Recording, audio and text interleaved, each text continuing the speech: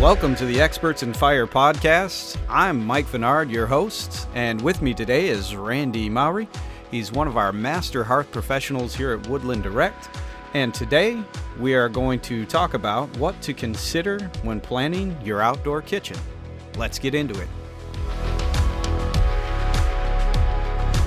What's up, Randy? How you doing, Mike?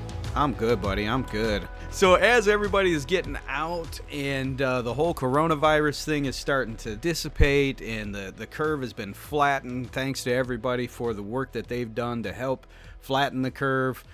You know, one of the topics that we wanted to touch on was what to consider when planning your outdoor kitchen. There are a lot of things to think about. I think most people just consider, oh man, I want an outdoor kitchen, so they go out and buy something, or they try to start putting together something themselves.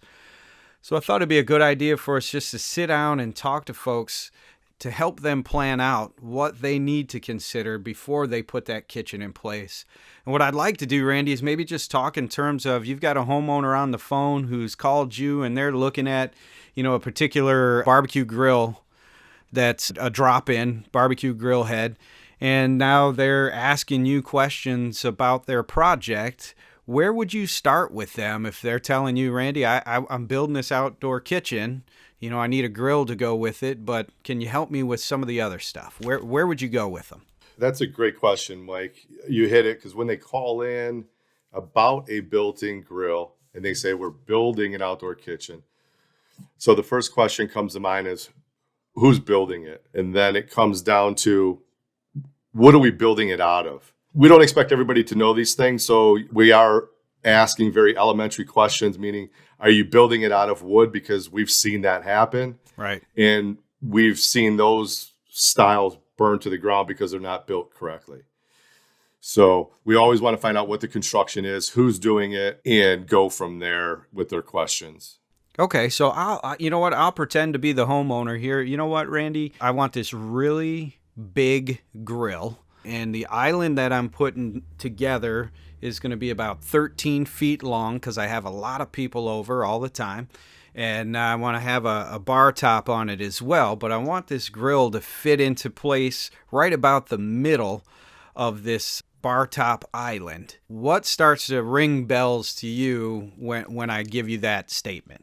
Are you building this yourself, or did you hire someone to build an island for you? No, I'm building it myself. I have masonry experience, so I'm just going to build it out of block.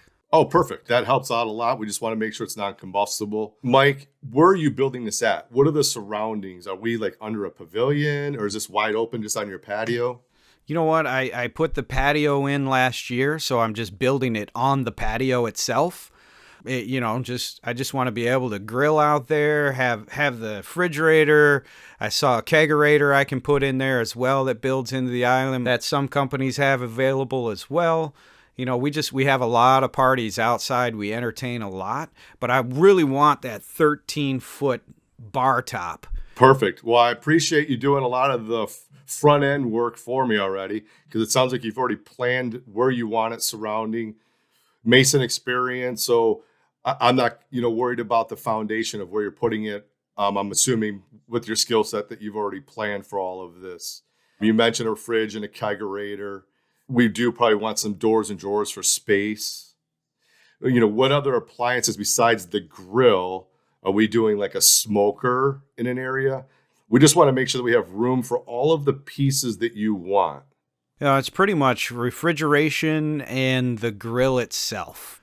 Help me understand, what do I need to make that happen? Well, you just need the appliances now, because you've got the skill set to build it. And then your finished work. What we need to figure out is exactly what grill you want. I know you want a large grill. Are you thinking something that's going to have 40 burgers on it? Or are we looking for something in the 24 burger range? Because you say large, to me, that's like 48 inches and bigger, which is going to be able to accommodate, up to like 50 burgers or more. Yeah, 50 burgers sounds right. Okay. Yeah, so we want to be in the 48-inch range. Now, you're 13 feet, so we're going to use up 4 feet of that just for the grill. So that leaves you, approximately, in theory, just over 4 feet on each side, because we do have to allot for space. Now, you mentioned putting that grill in the middle. If you're going to have people behind it, one of the things to consider, and this is why we typically offset the grill to one side or the other versus the middle in a straight 13-foot island. Is you're going to have people sitting behind there. You don't want really people behind the grill head where all that heat and smoke is coming from. So that's why we offset to one end to the other so that everybody can be sitting to one end. And then the one end is cooking. And then this way it leaves you a lot more prep space, blender space for margaritas, things of that nature. Yeah, you know what? That makes sense. My wife and I were talking about putting it all the way to the right, so we could definitely do that. That's not a problem. Perfect. How high does that grill head stick up? I mean, is somebody going to be able to actually sit behind that grill head, or should I consider not even have the bar there? Typically, you could run the bar back all the way to where the grill head is. It's not a problem. You just usually don't want folks sitting back there because you got high heat. You're going to have some smoking. Not only that, but you want some of that fresh air coming when that grill hood is coming down. So it's not optimum for a sitting space. Will people sit there? Probably if you've got a ton of people over. But being offset to the right side, for example, it's just going to free up a lot more space. And you mentioned a kegerator. We're going to have that tap up someplace. So, we want that away from the grill as well, because you want that cooling away from the heat coming off that grill as well. It'll just help give you a little bit extra life probably out of like the refrigeration systems that you're going to have, the extra heat being built up in the island itself. Okay, cool. So we've got a kegerator. We've got let's say we've got them picked out, Randy. Okay. So we've got the brand, we've got a kegerator, we've got the grill head. Walk me through, storage space and stuff. What can I do in terms of storage? And I was thinking about potentially, is there anything that I could do for like an ice chest instead of just the fridge? Because the kids like to run up and grab stuff. I don't want them going in and out of the fridge all day. No, absolutely. It makes sense. So with all the other appliances going like ice chest, doors, and drawers, so it'll depend on what style. We'll start with the ice chest. Ice chest can be something as like a drop-in, which is going to take up more counter space because it drops into the top of the counter. Or they have actually double drawer pull-out freezers that you could actually pack ice in. And then there's also just a slide-out door that you could put a cooler in, like an igloo cooler, for example, and just set that into a stainless steel drawer that opens and slides. You open up the lid and they have ice there. And then about storage and drawers, many options. You can do combos with think of in terms of like a 2-drawer file cabinet with an access door on left or right side. So they're actually pull out stainless steel doors that you can put utensils in. Depending on the height, you might be able to put bottles of wine in them just to be able to grab and go type of thing. You can get fully stainless steel lined cabinetry. Now, in a case like yours, you're building the whole thing out of masonry. You could just simply do access doors because you'll be able to skim coat the inside and just have stainless access doors that open to an empty cavity underneath the island. There's utensil drawers, just like a utensil drawer inside the house, but all stainless steel. So there's a lot of options for cabinetry. It depends on what you want to use the space for. So one of the things to consider, Mike, is how close is the island to the house? And what are you going to use the cabinetry for? You have fire-related questions, and we have answers. You can email us your questions at podcast@woodlanddirect.com or give us a call at 586-221-3638. We would love to be able to answer them right here on the Experts in Fire podcast. At this point, you're really giving them the things to consider in terms of, I like that. How close to the house is it? Because I think a lot of people deal with that. They grab the utensils from in the house, go outside, they get cooking and go, oh man, I forgot. And then you have to run back in the house. And the beauty of an island is you can have it all right there, right? You can set it up so all of your stuff is out there for you already. I'd like to go back to the beginning, Randy. I told you I was a mason, and so that immediately, I could tell, it immediately took your brain into a particular direction, right? You were like, I got a guy, he's a pro, he knows what's going on. If I were a homeowner and I told you I had a patio outside already, and I want to drop this 13-foot island onto this patio, what would a person who's thinking that need to consider immediately? Because I know from one of my experiences how this is impactful. But I'll throw it to you. You tell me, what would that person need to consider right away? You already have an existing patio and you're going to set this 13-foot island on there. What do you think? So foundation is what we really want to take into consideration in a point like that. So islands can weigh thousands of pounds depending on the construction and what they're built out of. A metal stud framed island with just stucco base and some tile top, let's just say it weighs 1,500 pounds. That same island with a stone facade and a granite top could weigh 3,000 plus pounds because of the weight. So we don't want that cracking the patio. So there's some investigation by like a landscape contractor or even getting a concrete person out there just to look at it to see if it's going to be able to support the weight, because that's the last thing. Because islands, you can do turnkey islands, which mean they're going to come on a truck, completely assembled, ready to drop in the grill, set in place, and use within a few hours. I'll point out real fast, on those finished islands, customers do need to be aware that you need a forklift to get them off the truck. So you need some kind of professional help to get them off the truck and onto the ground. Sometimes we are able to lift gate stuff, but it's only curbside. So they're going to have an idea of how to get it to the backyard. When you're talking about putting an island on an existing patio, you're right, Randy. First thing I think of is weight. Man, does that patio, especially you get into the southern states, their rules are different when it comes to concrete and frost lines like our rules up north here are. But then you consider what's underneath there.